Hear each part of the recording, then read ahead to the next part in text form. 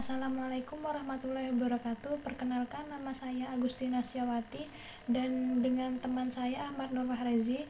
Di sini saya dari kelompok 13 akan menjelaskan tentang pengertian, fungsi, dan tujuan resiko. Yang pertama, saya akan menjelaskan pengertian manajemen resiko. Manajemen resiko adalah suatu pendekatan terstruktur atau metodologi dalam mengelola ketidakpastian yang berkaitan dengan ancaman. Suatu rangkaian aktivitas manusia termasuk penilaian resiko, pengembangan strategi untuk mengelolanya, dan mitigasi resiko dengan menggunakan pemberdayaan atau pengelolaan sumber daya.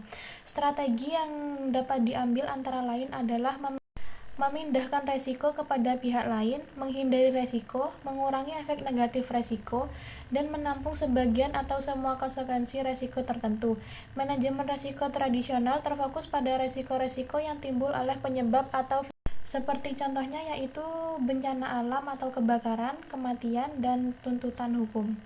Selanjutnya yaitu fungsi manajemen resiko. Fungsi manajemen resiko Islam, manajemen resiko sebagaimana ilmu manajemen adalah merupakan salah satu alat untuk mencapai tujuan perusahaan.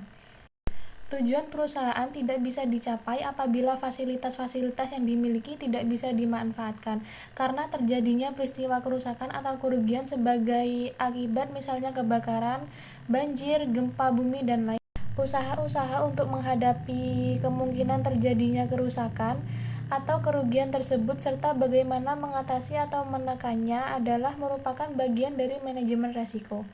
Untuk dapat melaksanakan tugasnya dengan baik, manajer harus mampu menciptakan hubungan kerjasama dengan manajer lainnya.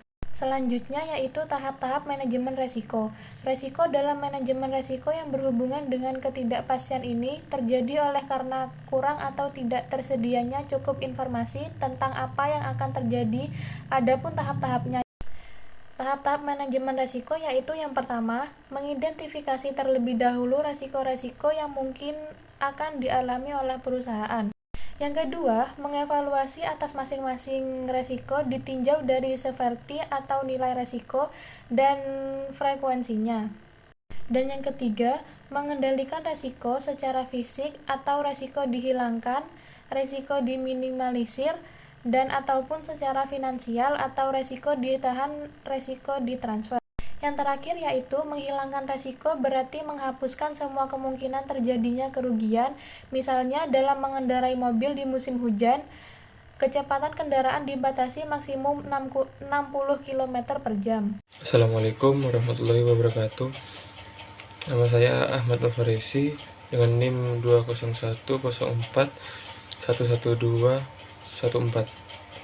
Di sini saya akan menjelaskan tentang tujuan dan fungsi manajemen risiko. Yang pertama, melindungi perusahaan, protecting, memberikan perlindungan organisasi dari tingkat risiko signifikan yang bisa menghambat proses pencapaian tujuan organisasi atau perusahaan.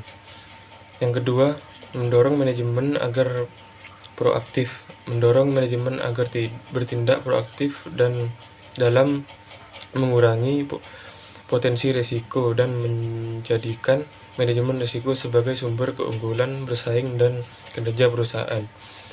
Yang ketiga, membantu pembuatan kerangka kerja. Membantu dalam pembuatan kerangka kerja yang konsisten atas risiko yang ada pada proses bisnis dan fungsi-fungsi di dalam sebuah perusahaan. Yang keempat, sebagai peringatan untuk berhati-hati.